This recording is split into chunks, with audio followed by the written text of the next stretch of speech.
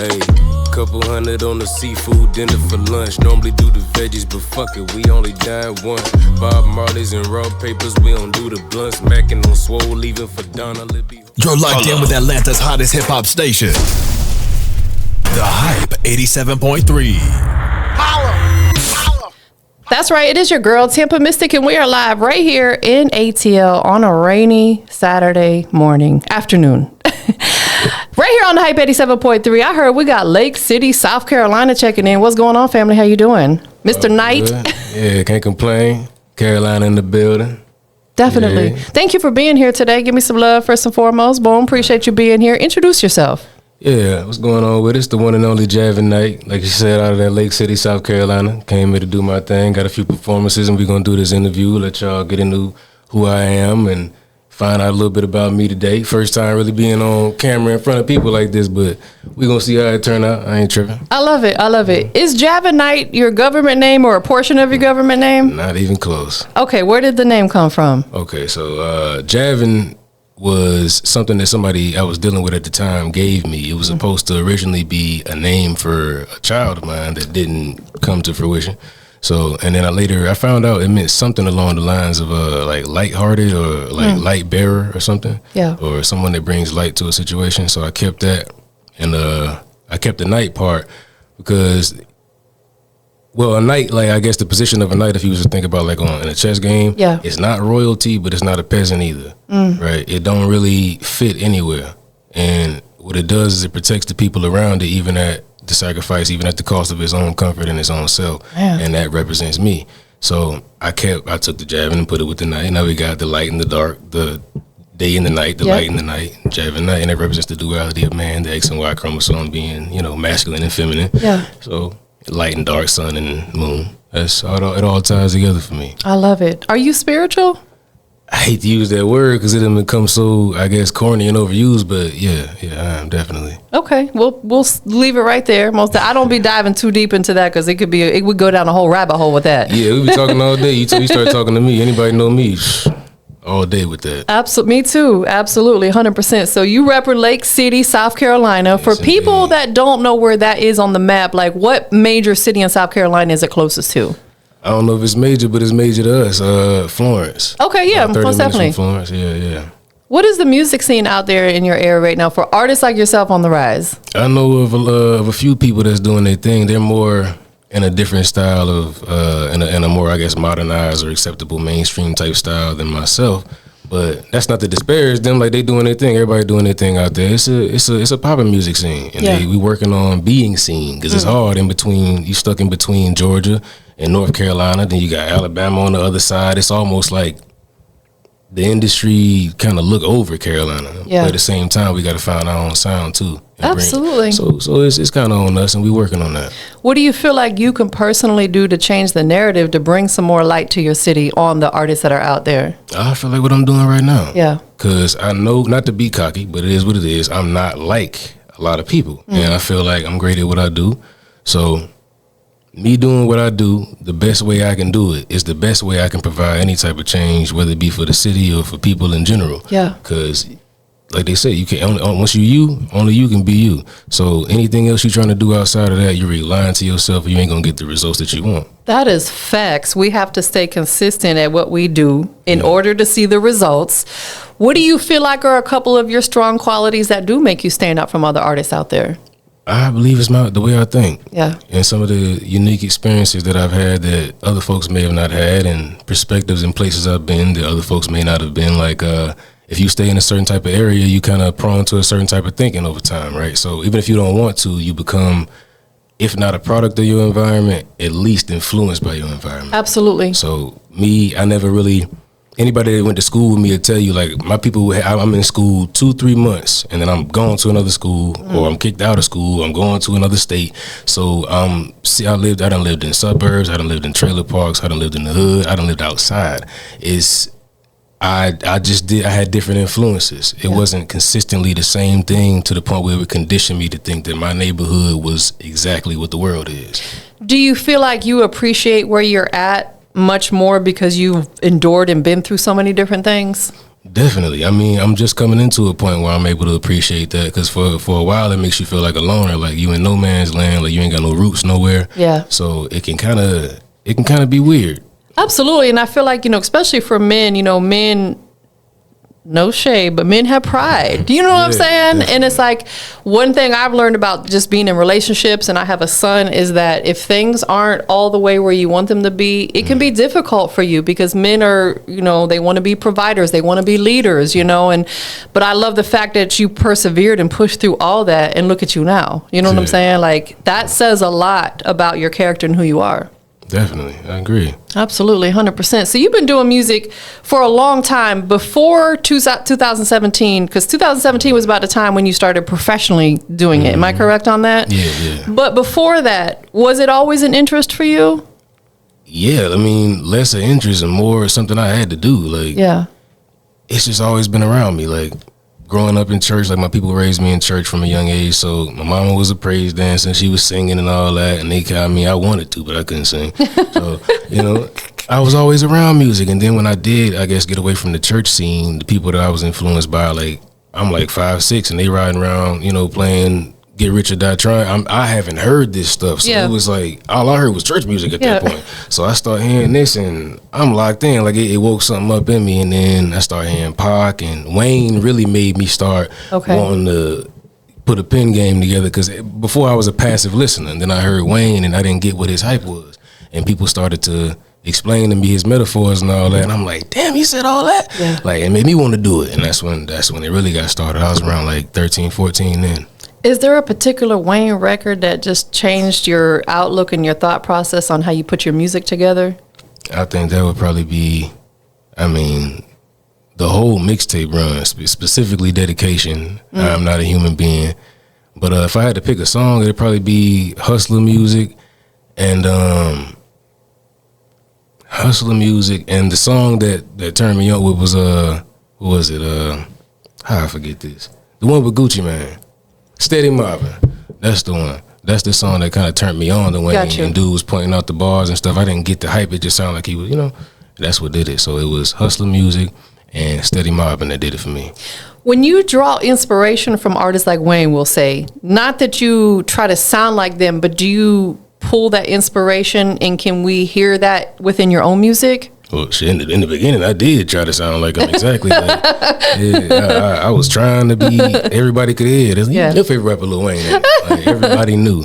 But yeah, in the beginning, that's how I did start to develop my own style, because no matter what you do in life, like, I realized that, like, you can't really do anything that ain't already been done. You can only do it your way. That's facts. So, and then learning what I learned from what's it called? Poetic devices. That's what it is, and they call it mimicry. So, in order to learn how to write in a certain style, you would take an artist that you like, or take a poet that you like, and you write like as if you're them in their mind frame. And over time, you've gotten so many different influences combined with your own life experiences. People can't even really hear the influences anymore. Absolutely. And that's how I ain't got no problem giving glory to whoever that I might have learned from. I don't feel like it made me no lesser, because I can still give you some light and still be shining too. That don't really take away. So that is facts. I don't feel like the only person or thing that can dim our light is us. Right. You know what I'm saying? Like, the only person that can get in our way is us. Yeah. We got to stop blaming other people and making excuses and take accountability, right? Yeah. Definitely. What is your creative process? Do you write? Do you get in the studio, punch in, a little bit of both? It's hard to even say I got a process. It's more like a ritual, but the same thing. Synonymous. So it depends on what I'm going for. Sometimes I don't even have to have a process or even try to come up with anything. Like, I might just hear a beat. I might not even hear a beat. Like, I might just be sitting here and then just start doing this. Got you. And it's like I might hear what sounds like music in my head, but it's like abstract. And as I keep going with that, the shadows become words, if that makes sense. Yeah. Like, the shadow of the sound start turning into words, and then now I can, like, if I want it, like, it depends on what kind of song I'm going for, right? So sometimes I might get in the booth, I might have something I might write down, or pre-written, or I'll write then to the beat, or sometimes I just get in there and say something and punch in. Or I might just take a voice memo and punch in with the voice memo over and over again, and save that and learn it as though I wrote it, and then come in the booth with that same confidence. Got you. Know what I mean? So it really does vary. whatever's going on, I can catch any kind of vibe. Yeah. You know? That's why if you know, no song is exactly the same of mine. Each one is a different world of its own. It's expressing its own. You know, How important is that to you to have such a broad catalog of music?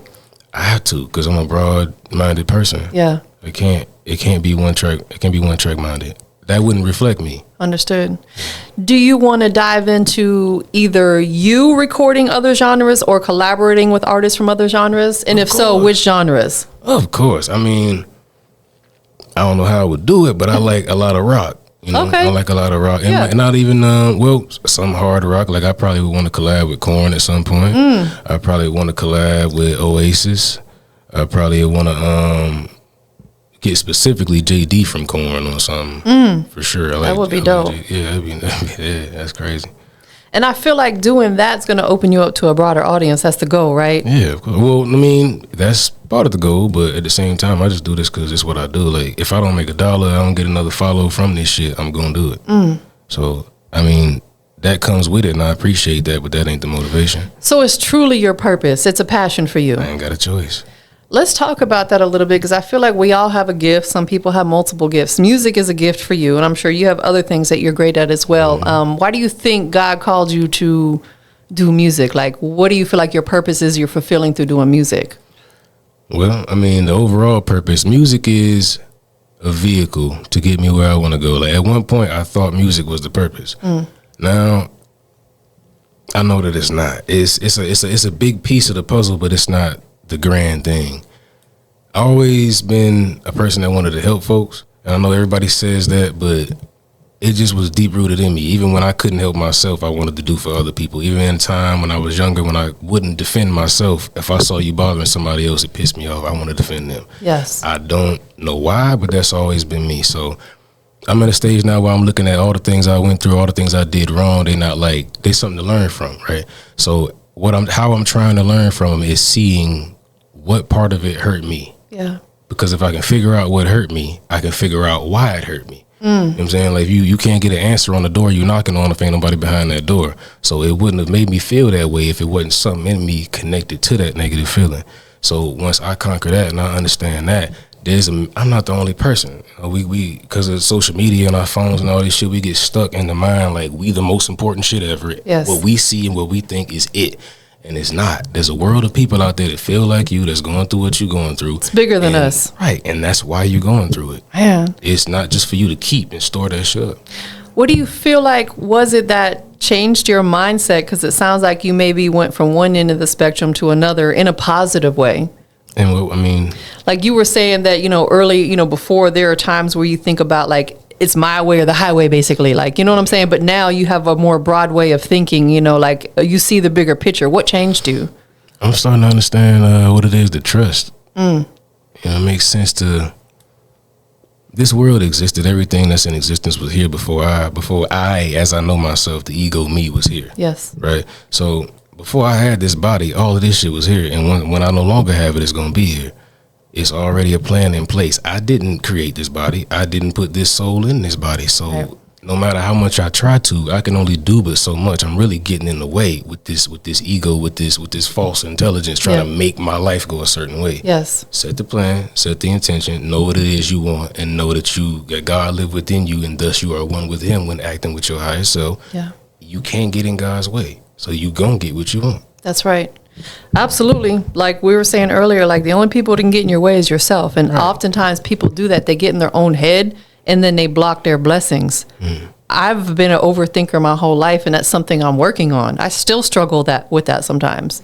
Like thinking about all these different scenarios about a situation that may never even happen. Might not even take place. And I'm just like, bro, my head's going crazy. I'm keeping myself up at night. I'm like, I'm sabotaging myself. Right. It's difficult. And I think that's kind of women, because women are emotional, by nature. So I feel like I can't speak for a man because I'm not one, but I feel like us as women, boy, we be thinking about, but I'm sure men do as well. It's the same though. I mean, I'm glad you said that, because we are too. We're not allowed to. I won't say not allowed, but it's frowned upon for us to display it.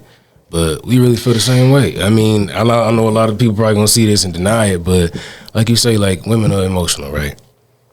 Man has woman within him. Please don't take that wrong, but X and Y chromosome. Yeah. That Y chromosome connects you to your father, connects you, if you go all the way back, that's Adam and God. Yes. Right? And the X chromosome connects you to the woman. So you have femininity within you. It's all in how you balance it. Yeah. That's what it really is within a man. And I can't, like I say, we can't, like you said, you can't really speak for a woman. I'm not a woman, so I can't say what you're feeling. But from what I see, y'all's is more on display and a little bit more difficult to tame. But we have an extra piece within us that causes us to fight ourselves, but it also helps us balance in a way. Absolutely, because there will be times just on a whim, a woman will cry about something because she's feeling such high emotion to where a man would be like, what are you crying for? You know what I'm saying? And he's going through the same scenario. And I don't know, we're wired slightly different. But I feel like, this is my opinion coming from a woman, I feel like it is okay for a man to show his emotions. There's nothing wrong with that. There is nothing wrong with that. It's just the way society has been, geared. And that's what's causing a lot of the breakdown within man and woman relationships is now if you do start to express, you've been lying so long about not having these feelings. She doesn't have any practice with accepting this. So now you did it to yourself. You the leader, you the man, ain't you? You did it to yourself. Exactly. There's been so many men. Stop lying. Tell the truth. Tell how you feel. No, please. There's a way to do it. We like to hear that type of stuff. You know what I'm saying? Like women like to hear, because depending on what a woman's love language is, words of affirmation are very powerful, right? And it's like I've talked to a lot of young men in these conversations who said that they were taught their whole life, don't show your emotions. You better not cry. Yeah. You know what I'm saying? And I feel like that can definitely be a trigger in their adulthood. When I raised my son, I always, not to raise him to be soft, but I raised him to know it's okay to show your emotions. You know what I'm saying? And now he's a phenomenal husband. He's a great husband to his wife because I feel like I instilled that in him. Definitely, 100%. Let's talk about some of the stuff you've been through. You were in the military. Yeah. What branch? Army. For how long? Yeah. I want to say about 9-10 months. Okay. Had a little situation. And what was your job or your intended job while you were in the military? 68 Quebec, which would have been like, they call it a soldier medic, but it's a pharmacy technician pretty much. Got you. Yeah. Do you care to talk about why you were? If we had time, I don't mind. Go ahead. Okay, well, let's see how I can do it without getting into too much detail, because some of the people involved are still serving. Understood. So you can just tell us from your perspective with you. Okay. Yeah, so when I was in there, I went in at about 16. I turned 17 in basic, turned 18 in AIT. And during that turning 18, I decided to get drunk. And there was some folks involved, and whatever happened. And one thing led to another. I'm a lightweight, and of course we in the military, so I haven't been drinking in a while, even if I wasn't a lightweight. Yeah. So I'm drinking everything I can get my hands on. I took a few pills a few people had around, and smoked some weed that I had snuck off and grabbed from a partner of mine that just happened to move to the same place that I was stationed at. Yeah. So went down there and did that, and next thing I know, we on the basketball court. I'm trying to hoop, and I say trying because I went up, and I don't remember coming down. And I remember waking up when I heard Eddie's, and I went to parade rest, and I'm drunk. Oh, wow. And that's all I remember. Private John, you drunk? No, Sergeant. Slobbing all out the mouth, can't stand up straight. No, Sergeant. And went on and put me in the back of the ambulance, and they took me and did a bunch of tests and stuff. And in order to not have to speak too much about it, not even in order, I just didn't remember. Understood. When they was asking questions, I don't remember. How did you get the alcohol? You only ate? I don't remember. Man, and like you said, you were mixing a combo of things. I don't remember. Man. So it ain't like, and then if I did remember, how you gonna prove I'm lying? I don't fucking remember. So how did that point in time in your life change your life? It's almost like I slipped on a banana peel and fell into the situation, because I didn't even, most of my family, my uncles on my mom's side are military anyway. So that's how I even got in. My uncle was the recruiter at the time. He can't recruit himself, but he passed me to a partner and he did it. Yeah. So I'm fresh out of high school. Like I said, I'm 16. I got kicked out of high school and went to alternative school, and they graduated. Somehow I got too many credits from bouncing around state to state all my life. I got too many credits and then graduated early. So they signed me into the military. I get in there and I'm a literal kid. Yeah. I'm the youngest person on the entire installation. Absolutely. Not even an adult yet. It's that combined with like the way I grew up wasn't really nice. Like I know I mentioned church, but it wasn't just hallelujahs and stuff like that all the time. It was a lot going on with that behind the scenes and at home. And so all of these things tie together, the abuse at home and then the discipline at home and the military and all this other stuff. And at the time, the only reason I went to the military was to try to get away from what's going on in my environment. Sure. There was a lot of folks I was cool with, and they was finding their way in and out of jail. Yeah. And I was trying my best to do something better because I never intended to do a lot of the things that took place in my life, but they happened. Yeah. I was trying my best to, my whole goal was to stay free, to never get locked up, you know what I mean, to not be a statistic and to still make it and to still be rich and still be like I'm the example, I'm that black guy. I didn't go that way. Yeah. I was around it just like you. I didn't do that. I did this and you still can be cool. You still could be a fly motherfucker. Facts. You still could be, that was the goal. And somewhere I got lost, but yeah. But we're human beings. Yeah. We have to give ourselves grace because you didn't do anything that put you in a really bad situation. You're here to talk about it. Yeah. It could have been way worse, or it could have harmed someone else potentially. You know what I'm saying? So it's like, I always find whatever situation we go through in life, you have to find the positive somewhere in there. What we focus on is what develops in life. So you got to find that positive and focus on that. You're here to talk about it. It could have went completely left and you could not have been here. You get what I'm saying? Yeah, definitely. So, you've also endured homelessness. Mm-hmm. Let's talk about that too, because I feel like you've been through some things in your life, and you're still young, that some people may never experience in their entire life that live to be 80, 90 years old. As much as you want to share, what was that period in time like in your life, and how long were you homeless?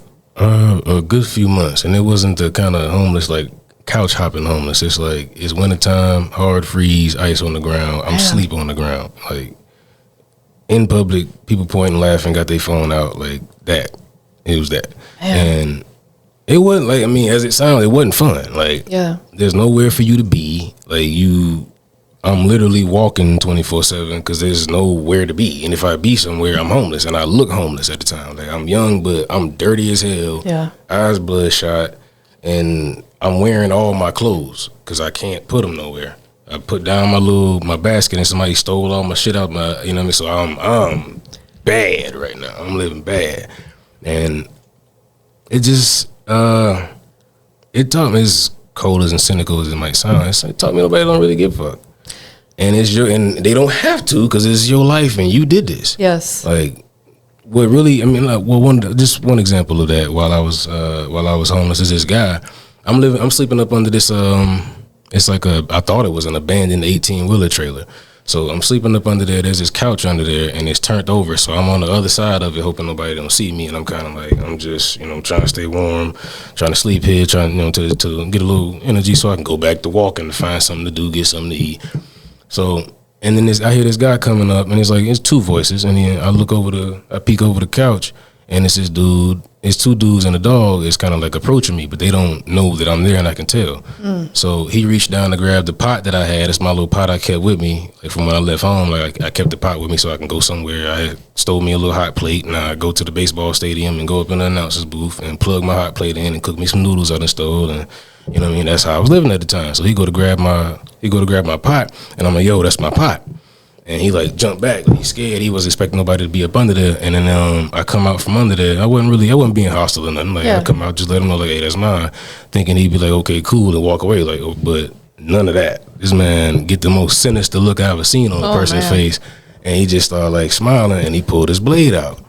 And I'm like, damn, like it's gonna be like that. Right. Wow. Yeah, I'm okay. But I ain't no scary type motherfucker, so okay, all right, so I back off. I go around the corner, I go to Walmart, and I swipe me a little blade, and I come back, and he didn't call the police, and him and his little partner and the dog is like pointing at me like I did something, and they on me, like, it's just a stupid ass situation. I shouldn't have got myself in the first place. But stuff like that showed me like, we more insulated and protected within society by like the laws and living in certain type of way than we realize, because once you face to face with other people that don't have shit to lose, that's fact. You don't have nothing to lose. Exactly. it ain't really, who gonna stop it? That's right. Who gonna help you if you don't help you? That's right. So all that trying to help people, my bad, all that trying to help folks before I help myself stuff from when I was younger start to slowly, not even slowly, quickly get the fuck out of my system, because I can't be like this. Absolutely, because like you said, there's nobody else there to have your back, protect you. You got to do that for yourself. You got to fend for yourself, especially when there's a threat right there in front of literal, you. Yeah, that's... You didn't do anything. Yeah, you were minding your business. Him and his buddy and a dog and a blade, but and me. Mental health is real. Yeah. People have a lot going on in their heads. Not everybody, but there's a lot. I feel like to some extent, we all deal with some sort of mental health, whether it's maybe a little bit of anxiety from time to time, maybe some stress, depression, but some people are just completely out of their mind. Yeah. And I feel like it takes one of those people out of their mind to just pull a blade on you for you didn't do anything. And I just was happy, not even angry. Like, he saw opportunity. Like, oh shit. Like, in situations like that, it's better to be like, man, you got this, and walk away, because it saves your life. You know what I'm saying? Like, yeah, like I've seen road rage situations. There was a dude that got out of his car and pulled a gun on someone like right behind him. I'm thinking, it's not that serious. It is not that serious. At that point, I just backed down. Like, you got it. I used to get really hostile in traffic. I don't even do that no more. Because I'm like, you don't know who might have a gun. You know what I'm saying? It's not worth it. You never know where the next person want to take something. That's facts. I'm like, you got this. Go around me. You got it. This is just you. That's why I prefer to keep it peaceful, keep it, love and light. No, facts. Absolutely. Because we want to live to see another day. Right. 100%. What part of your journey through the military, through your upbringing, through homelessness, which one do you feel like has shaped your pen game the most? Oh, man. Definitely not the military, because I couldn't write shit in there. I couldn't come up with nothing in the Army. Like, they had me, like, after that situation I was telling you about, right? They put me in this place called 6 Tango, 6T, which is a psych ward. And they left me in there for, I don't know how long. I want to say a few weeks or maybe a month and some change, but ain't no clocks. I don't know. Yeah. So they had me in there, and they was doping me up with this stuff. They kept me taking these pills every day, and I gained like 60 pounds in there, and I could not. What? The voice it sounds crazy, but the voice that I hear that give me the lyrics, he couldn't talk to me. Yeah. I couldn't get there. I couldn't come up with nothing. There's a lot of stuff that goes on that people don't talk about that needs to be talked about. Not everybody has a bad experience in the military, but there are some people. I know a young lady right now, she's been fighting it for years because some stuff that happened to her in the military. And oftentimes people don't want to listen. They don't, oh, that didn't happen because it's the military. It's the military, you wouldn't think, but it's crazy the things that can go on, and it gets swept under the rug, and it needs to be talked about. You know what I'm saying? So, thank you for the part of your journey with that you did share, because I feel like it needs to be talked about a little bit more. Just same thing with women too. Women go through things, where they're sexually abused. A lot of them don't talk about it because they're afraid people don't believe them. You know what I'm saying? But it's like, it needs to be voiced because it's not fair. Same thing, things that you may have been through, during your experience there as well. Them feeding you these pills and stuff for what? You know what I'm saying? You ain't crazy. You was just a youngin' having a good time. That's kind of my fault though. Now that you say I ain't crazy, I did say some things. Yeah, I said some shit I knew they was probably going, Like, we got to simmer him down a little bit. Yeah, some of the stuff that you've heard me say today, they were looking at me. We can't have that getting out. Absolutely. So, everything you do really is driven by belief of, who you are, your surroundings, you're like, we talked about your purpose. How do you stay grounded through all of that? Because there is a lot that goes on in life. I don't even know if I am grounded sometimes, honestly, because it's not like I have a reference point necessarily for what complete and total mental security look like. Yeah. So I'm just out here floating like everybody else, but I know what I know, and what I do know I apply. Yeah. So that's all I can really say on that. So what about maybe you are enduring a tough time in your life? Because again, we all go through stuff during those really tough times. What do you focus on to keep yourself grounded, or going back to like saying some crazy stuff that might wind you up in a bad situation? Do you think before you speak, think before you act now? Definitely. I mean, and at the same time trying to do less thinking, because I don't want my overthinking mind to get in the way of what less I'm is really more trying to say. sometimes, right? Yeah, pretty much. Absolutely, 100%. Like that's one of my OGs told me a long time ago. He said, in life you got to be more proactive rather than reactive. Yeah, definitely. And that stuck with me because I'm like, if you think about your moves before you make them, it can keep you out of some really bad situation. Because we as humans will act off of emotion sometime, but then it puts us in a bad situation. I like to describe it like this. If somebody take their hand, right, and they slap you in your face, the fact that they slapped you gonna remain forever. Yes. The feeling of being slapped will pass in minutes. Now, if you act off that feeling, you're gonna fuck your life up. Yeah. You act off the fact, you walk past it. That is facts, 100%. You live to see another day, and you're not behind the walls having to sit. You know what I'm saying? I mean, sometimes you won't react that way. That might not be the way you come out all the time, but that's the ideal. I guess that's what we aim for. Absolutely, and I'm sure we both know people who's done that, and now they're in a terrible situation. They're incarcerated for the rest of their life for a split-second decision that they could have walked away from, and now, boom, their whole life is gone. And it sucks. You know what I'm saying? Because they're not a bad person. They just made a bad decision. 1 second. Yeah. One little decision. Absolutely. Do you feel like that as an artist, or just any artist out here, it's your responsibility to speak from experience rather than chasing trends in your music? Definitely. I'm not a trend chasing type of guy. I've always been, I guess, the outsider, the person, not in a loser type way, but like I never cared to try to do what everybody else was doing. Yeah. And in doing so, I'd end up setting trends, but that was never the goal. Yes. I just do what seems right to me. And as self-absorbed as that probably sounds, it come from, like I say, that damaged childhood. I couldn't always do what I wanted to do. And what I wanted to do was always the devilish thing. Yeah. Even if it wasn't nothing devilish. So now that I'm an adult, I'm still working on trying to just express me and be me without that internal limitation there. Yeah. Because there's nobody there holding it up but me. That's right. So I'm trying to drop that and fully express, let me out. And without regard to how anybody feel or what you might think or how it might look to you, because that ain't my business. What you thinking in your head about me ain't my business. Ain't none of your business. That's something I stand on because I really don't care. Yeah, ain't my care for what? Exactly. Like one thing about life is we can't please everybody, nor should we try to. Right. It ain't none of my business what people think about me. Yeah. That's their business. Yeah. That's a you problem. You thinking that shit. I didn't tell you to think that. Absolutely. Do you feel like at this point in your life that you have willpower? Yeah, very important word in my life. Yeah, definitely. Yeah. Talk to us about it. Like, define what willpower means to you in your life right now. Well, willpower is the ability to do it. Yeah. To take that idea that's in your brain, whatever starts off inside, like everything we got, like that phone, the phone that's on the table, right? You took that back 100 years, 200-300 years. They say you was a witch. They could, this is witchcraft.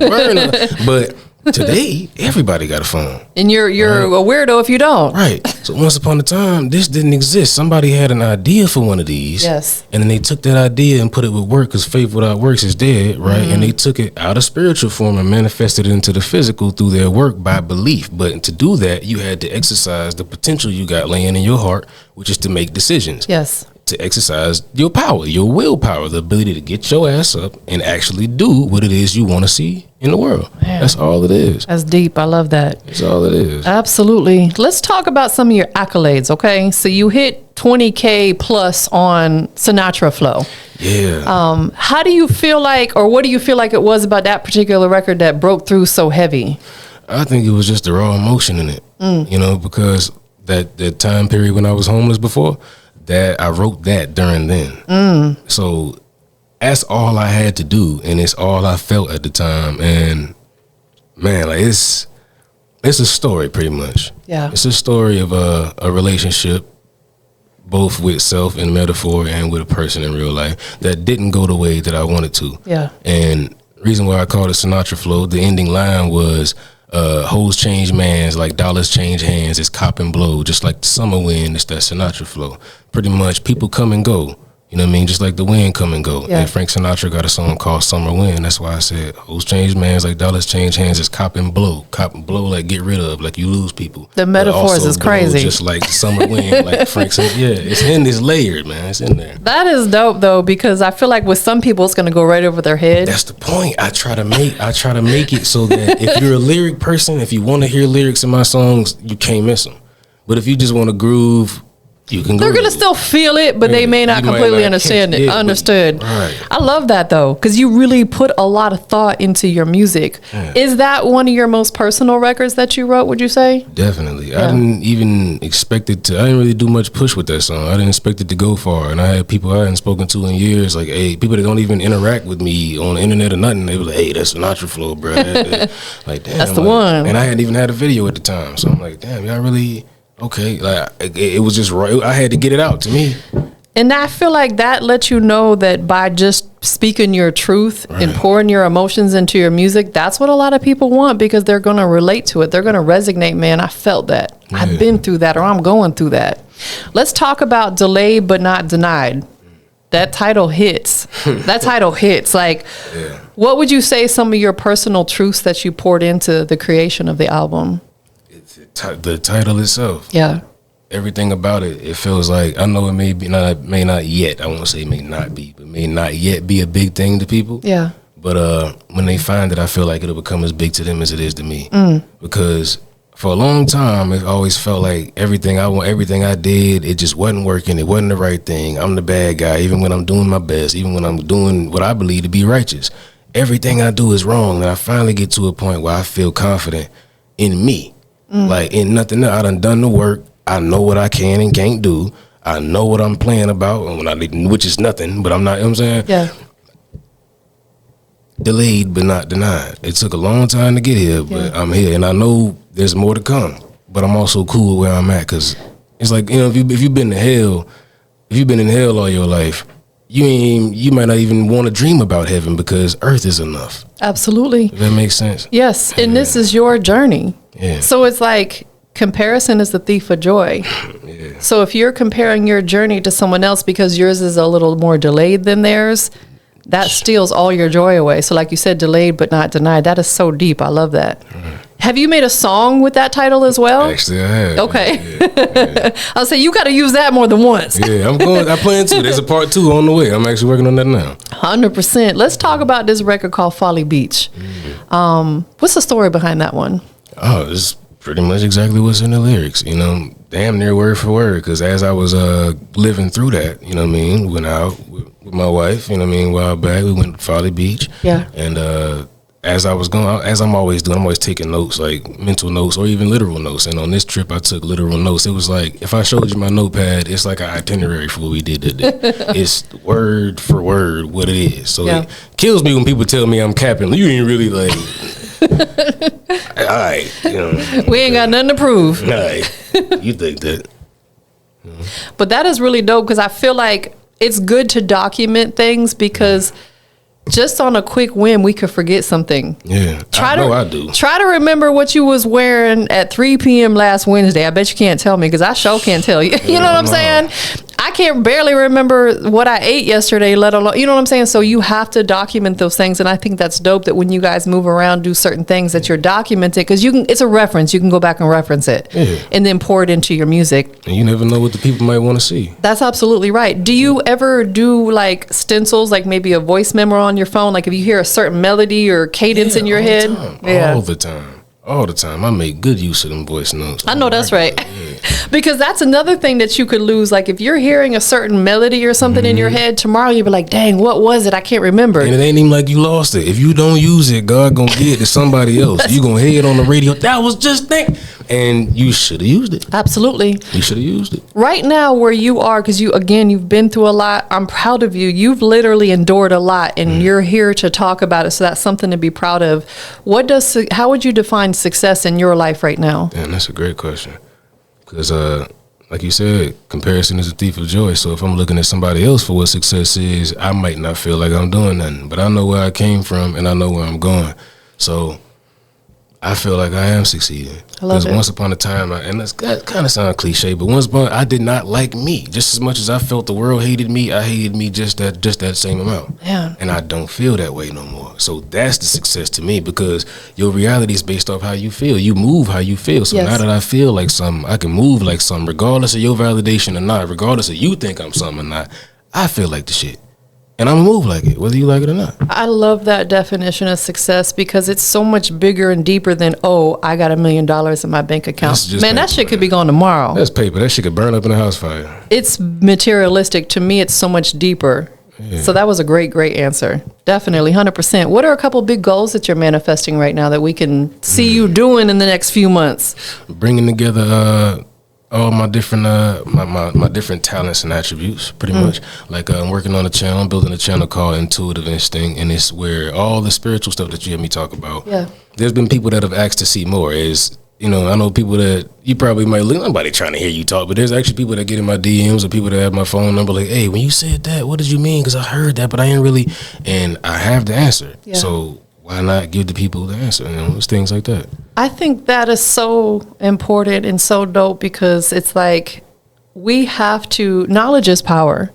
And I think the lack of knowledge is what leads a lot of people down the wrong path. It's not that they're dumb, and it's not that they're stupid, or even necessarily making a bad decision. It's just a lack of knowledge. Yeah. And I feel like it's up to people like you and me and her and whoever has this good knowledge to pass it along. Yeah, you got to. Those who know. But at the same time, as much as they want to call it gatekeeping, you can't just give everything to everybody. So what they say, pearls before swine, that makes perfect sense. Because if you think about it, take pearls and throw it in a pig pen with a bunch of pigs. Yeah. They're not going to do right by them pearls the way you would. They don't understand what the value of it or what it means. You can't, why even give it to them? Exactly. That's facts, because there are some people that you could give them the best gems in the world and they're never going to apply it. Ain't nothing happening. It happens a lot, because there'll be artists that I'll see them do things that I feel like they need to correct it a little bit just to they don't listen to it. They don't apply it. Yeah. You know what I'm saying? Just little things. Like I'll tell them, how to properly label their MP3. Something as simple as that.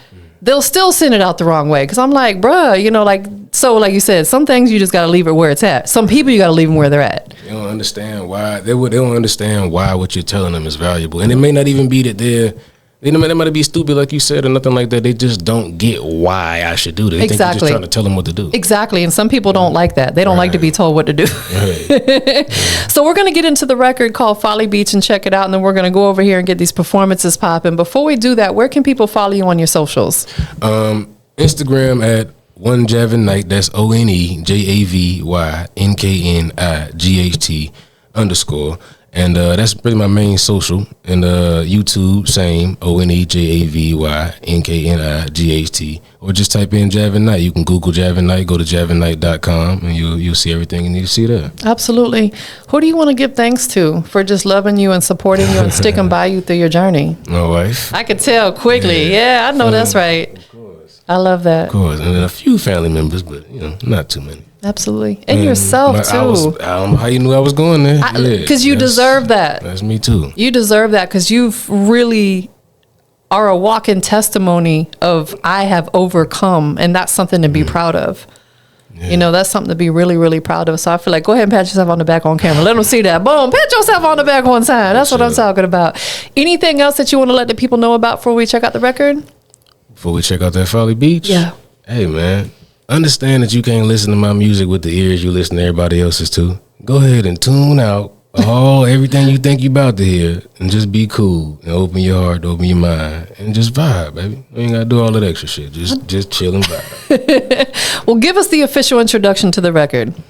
What's going on with it, y'all? It's Javyn Knight. The song you about to hear is called Folly Beach from the album Delayed But Not Denied, the album. Already, y'all stay tuned for it. Come and see what all the hype is about. Tune in to The Hype 87.3.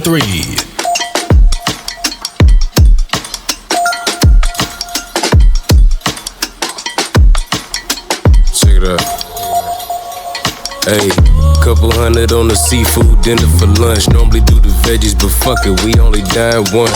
Bob Marley's and raw papers, we don't do the blunts. Mackin' on swole, leaving for Donna, it be hard to trunk. Play a potion in herbal tea.